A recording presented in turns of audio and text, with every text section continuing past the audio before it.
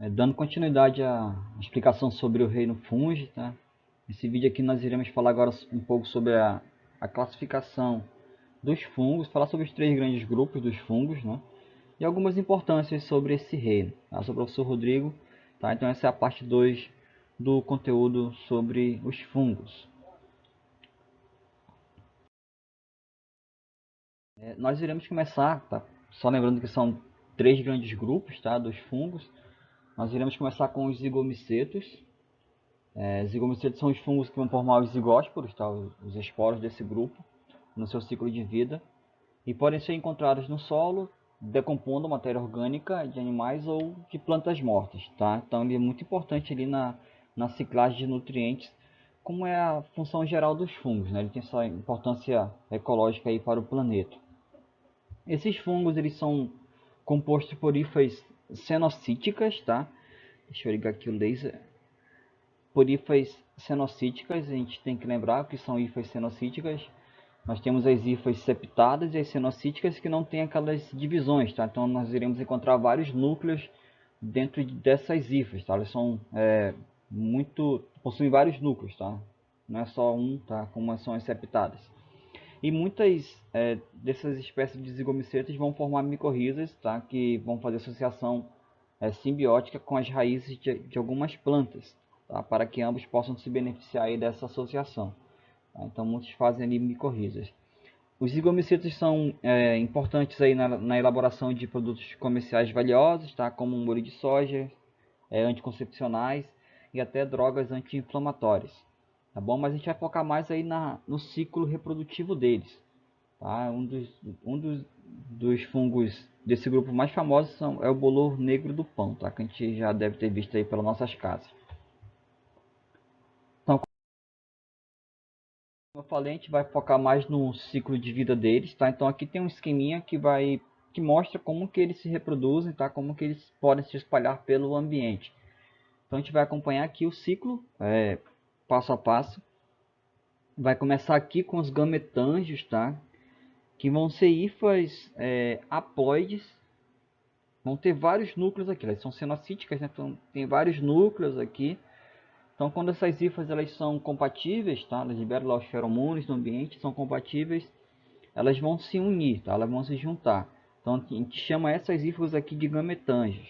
Tá? São hifas haploides, com núcleos haploides. Então quando eles se formam, tá? Quando eles se unem, eles vão formar dessa união aqui uma estrutura chamada de zigósporo, tá? Os zigósporos já vão conter em seu núcleo, tá? Um núcleo 2N, tá? Diploide, é a fase diploide desse ciclo de vida. Então a união desses dois gametângios formam os zigósporos. Em seguida, o zigósporo pode ficar ali em hibernação durante vários meses, tá? Mas quando ele ficar em um ambiente favorável para o seu desenvolvimento, ele vai eclodir, tá? E vai formar algumas estruturas. Só que antes disso, o zigósporo que era 2N, tá? Percebam aqui, o zigósporo é 2N, ele vai sofrer meiose, tá? Mas antes da meiose, ele vai formar essa estrutura aqui. Essa estrutura, tá? Tem alguns nomezinhos complicados, eu vou falar para vocês aqui, mas isso aqui, essa haste que ela é chamada de esporangiósforo, quase não sai, tá? E na ponta dos esporangiósforos nós iremos encontrar os esporângios, que é a estrutura formadora de esporos. Quando essa estrutura é formada, tá? Aqui dentro nós vamos encontrar os esporos, tá? E eles vão estar sofrendo meiose, tá, pessoal? Eles vão sofrer meiose. Eles são 2N, tá? São diploides, tá? Eles sofreram ali aquela junção dos gametângios. Mas eles sofrem meiose e os esporos voltam a fase haploide, tá? Fase N. Aí reinicia o ciclo, tá bom? Então esse esporângio ele eclode, tá? Ele estoura, ele libera esses esporos no ambiente. Aí esses esporos eles vão sofrer ali, vão germinar, tá? Eles vão germinar para formar um novo indivíduo, tá? Um novo micélio. Então ele vai se desenvolver direitinho, tá? E vai formar toda aquela nova estrutura. Tá? Lembrando que isso aqui tudo é haploide, tá? São haploides, são células, são hifas cenocíticas, tá? Não tem divisões. Então, se desenvolve, por exemplo, aqui numa fatia de pão, se eu não me engano, é pão, tá? Então isso aqui ele vai se desenvolver E ele vai formar aqui as estruturas que eu falei para vocês ainda há pouco, tá? Essa haste, que é o esporangióforo, tá? E na extremidade dessa haste nós iremos encontrar os esporângios, que dentro desses esporângios nós iremos encontrar os esporos, tá? Que são N, tá? Esporos N. Lembra aí, tá reiniciando o ciclo. Esporos N. Tá? Então ele pode fazer esse movimento aqui, tá? De se expandir. Ele vai estourar, esse esporândio ele estoura e libera no ambiente mais esporos N. Então, os esporos dos zigomicetos. Esse tipo de esporo nós chamamos de aplanósporos, tá? Porque eles vão ser liberados, vão ser levados pelo vento.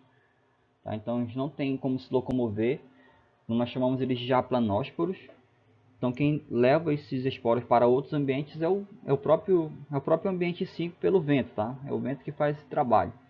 Então aqui nós temos os esporângios vão eclodir, tá? E vão liberar para o ambiente esses esporos. Pode acontecer duas situações, tá, gente? Ele pode aqui já formar aqui os gametângios, tá? Por exemplo, aqui ele falou, como essa setinha que está indicando, né? Caiu aqui um esporo aqui embaixo, tá? Esse esporo vai germinar, vai procurar aqui esse esporo que veio para cá também, tá? Então ele vai procurar aqui uma outra hifa haploide para reiniciar o ciclo. Ele pode eclodir e enviar o esporo para um outro ambiente onde aconteça a formação de um indivíduo longe desse local aqui.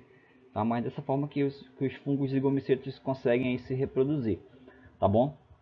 Então isso aqui é assim que funciona mais ou menos aí a reprodução desses indivíduos.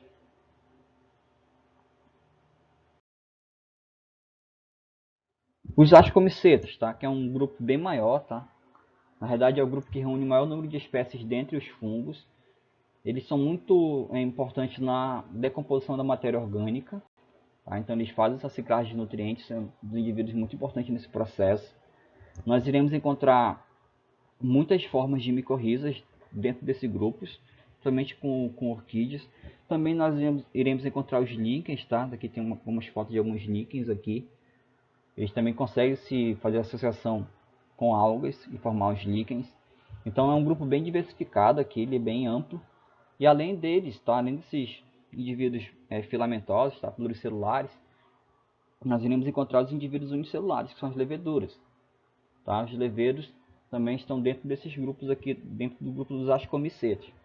Tá? Mas a gente vai focar de novo no ciclo reprodutivo deles.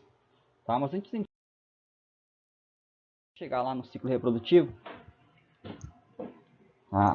sexuado em si, nós temos um grupo nos ascomicetos, uma fase sexuada, em que há formação de esporos por mitose nas extremidades das hifas, tá, gente? Então isso aqui é um pouquinho diferente. Isso aqui é chamado de conidiósporos, tá? Esse tipo de esporos ele não é produzido dentro de esporângios, aquelas estruturas onde os esporos sofrem meiose e depois mitose. Isso não acontece, tá? Nós aqui nesse tipo aqui de reprodução, a formação de esporos por mitose na extremidade das hifas, eles são chamados de conidiósporos porque eles têm forma de cone. São muito pequenos, tá? É um outro tipo de esporos. Só para lembrar para vocês, existem basicamente três tipos de esporos, né?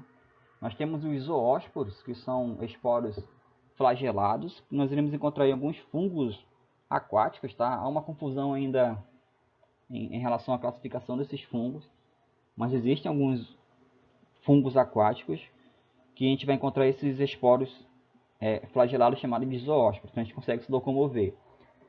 Vamos encontrar os aplanósporos, como eu falei ainda há pouco para vocês, são esporos um pouquinho maiores e são carregados pelo vento, e os conidiósporos, tá?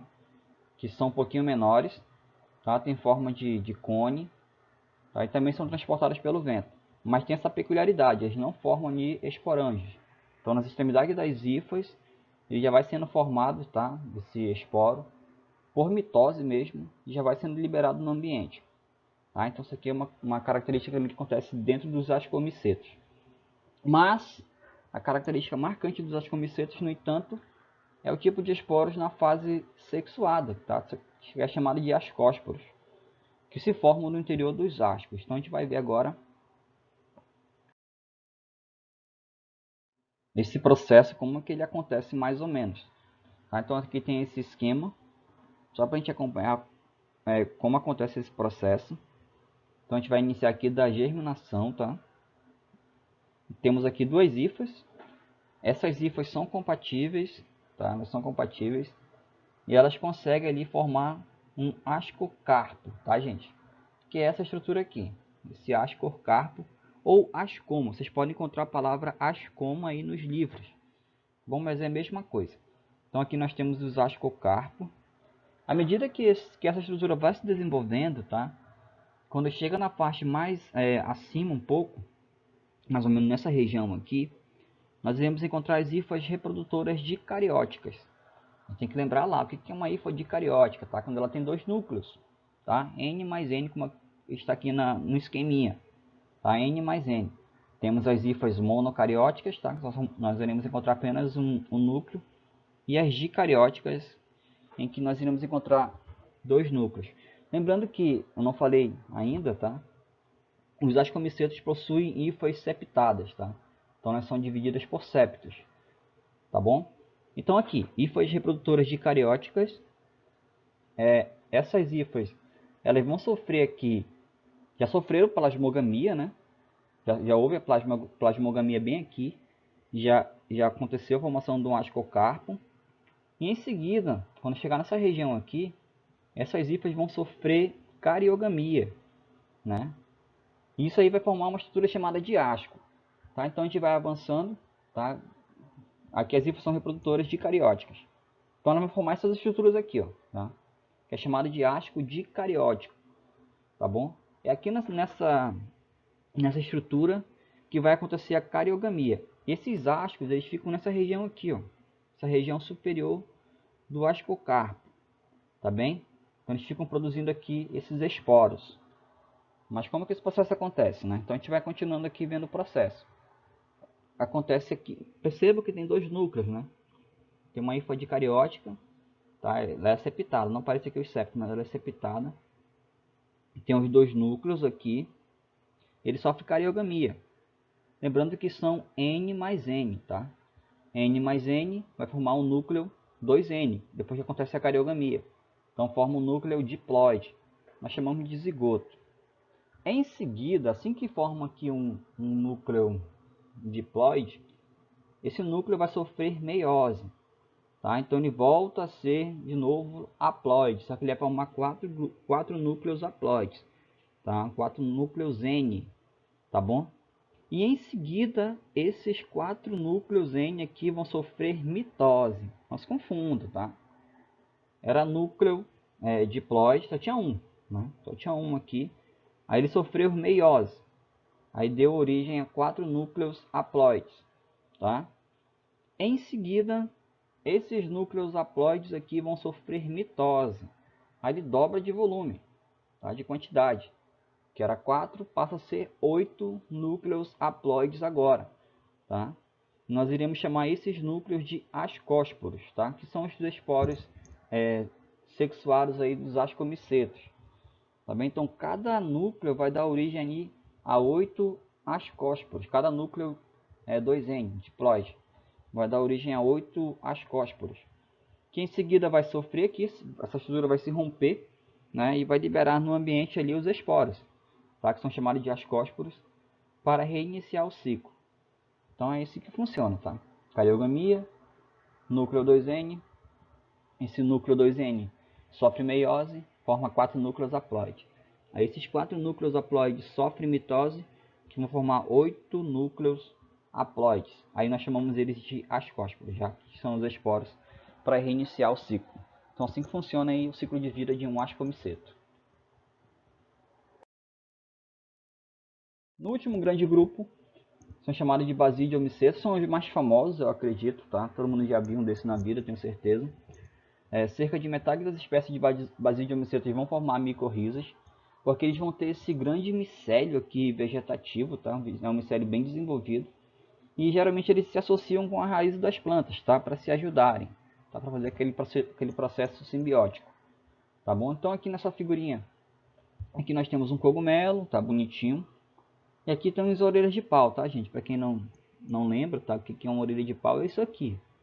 Tá? Lembra uma orelha, tá? Crescendo na madeira. Então, isso aqui são exemplos de Basidium micetus. A característica marcante desse grupo é o tipo de esporo produzido por meiose, que é chamado de basidiósporo, tá? Que se forma nos basídios. Nós iremos ver no próximo slide como que acontece essa estrutura aí, como a formação dessas estruturas. Todos os Basidium micetus abrigam os basídios em corpos de frutificação chamado de basidiocarpos. Não se desespere, tá, com essas informações, são só questão para saber as estruturas mesmo, mas é bem tranquilo de entender, tá? Então a gente vai ver aqui o ciclo de vida desse indivíduo, que é bem tranquilo, tá? Bem simplificado aqui para a gente não se perder. Tá? Os basidiomicetos, eles geralmente fazem o mesmo ciclo de vida, tá? Eles não têm grande diferença de um grupo para o outro, seguindo poucas variações. Então eles seguem essas fases aqui desse esquema. Então a gente começa bem aqui, ó, tá? Germinação dos basidiósporos. Quando a gente fala de germinação, tá? Nesses grandes grupos, já são hifas, já são núcleos haploides, tá, gente? Núcleos haploides. Então ele se formou aqui, veio um esporo, germinou, formou aqui esse micélio, tá? Percebam que é septado, tá? É uma hifa septada, monocariótica ainda, tá? Só tem um núcleo por segmento. Aí essas hifas são compatíveis, tá? Acontece a plasmogamia, tá? Que é a fusão aqui dos citoplasmas, tá? Então percebam aqui que os septos já vão haver 2 núcleos por septo, tá? Então já iremos chamar de hifas dicarióticas, aqui elas eram ainda monocarióticas. Aí elas vão formar um micélio dicariótico, tá? Eles vão se desenvolver e vão formar uma estrutura, formar um micélio dicariótico, formando aqui o corpo de frutificação, tá? Que é chamado de basidiocarpo. Isso aqui é chamado de basidiocarpo. Tudo bem, né? Não se percam aqui. O cogumelo em si é o basidiocarpo. Aí aqui, focando aqui nos basidiocarpos, na parte de baixo aqui desses caras aqui, tá? Nós vamos encontrar os basídios, tá? É nessa parte aqui dos cogumelos que os esporos são produzidos, tá bom? Então aqui acontece a fusão dos núcleos. Percebam aqui que nós temos os basídios. Aqui são os basídios, todos eles estão aqui. Esse aqui vai sofrer ainda cariogamia, esse aqui já sofreu cariogamia, esse aqui vai sofrer cariogamia, esse aqui já sofreu cariogamia, tá bom? Então qual é o próximo passo? Após a cariogamia, esse núcleo que é diploide, tá? 2N aqui, é um zigoto, 2N, ele vai sofrer meiose. Quando ele sofre meiose, ele vai originar 4 núcleos haploides, que nós iremos chamar de basidiósporos, tá bem? Lá nos ascomicetos eram os ascósporos, né? Então agora aqui nós iremos encontrar os basidiósporos, que formam 4 núcleos haploides. Aí em seguida, esses núcleos haploides são liberados no ambiente, tá? Para reiniciar o ciclo. Então ele é bem mais tranquilo aqui, não tem como, não vai sofrer mitose de novo, como aconteceu ali nos ascomicetos. Sofreu meiose, já está pronto e já vai ser liberado no ambiente. Tá? Quem já, não sei se vocês já viram em algum momento, quando esse tipo de fungo ele é muito esporulento, que nós chamamos, produzem uma grande quantidade de esporos, a gente consegue ver uma fumacinha saindo dessa região aqui, tá? Há um pozinho.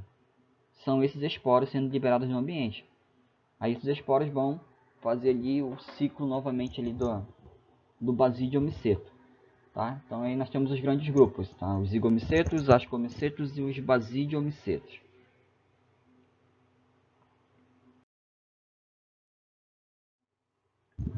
Algumas importâncias dos fungos para o ser humano, né? Nós temos aqui, eu coloquei algumas espécies que são comestíveis, como champignons, shiitake, acho que é assim que a gente lê, né? Que são utilizados no preparo de diversos pratos da gastronomia, tá? Champignon. Nós temos também os queijos, tá? Tem alguns queijos que são muito caros, que são esses exemplos aqui do queijo Roquefort, Camembert, tá? Que são queijos muito caros, que são originados desse tipo de fungos aqui, do gênero Penicillium, tá, gente? Então, são muito famosos aí na culinária, na gastronomia. Nós iremos encontrar, como eu falei aí, nós temos os ascomicetos, que tem as leveduras, né? As leveduras como a Saccharomyces cerevisiae, né, que ela é bem famosa. Elas são fabricadas aí são empregadas na fabricação de alimentos como pães, roscas, bolos, tá? Formam ali o fermento, tá? Que vai dar volume aí a essas massas, tá? Isso aí que funciona aí a Saccharomyces cerevisiae.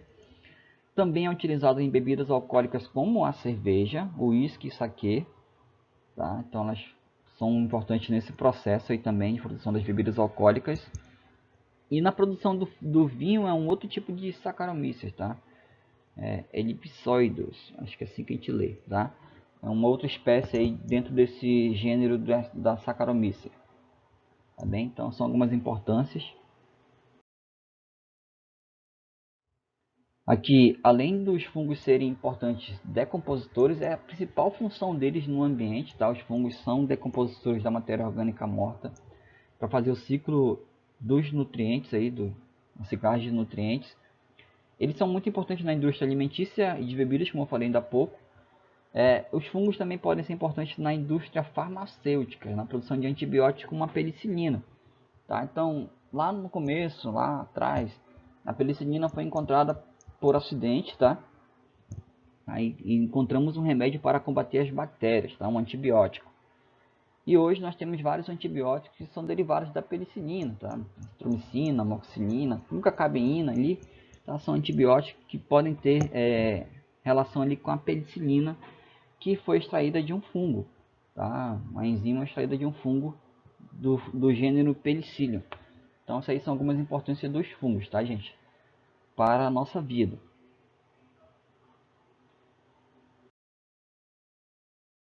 Eu espero que tenha ficado alguma informação aí na cabeça de vocês sobre o reino fungi, tá? E até a nossa próxima aula, nosso próximo assunto.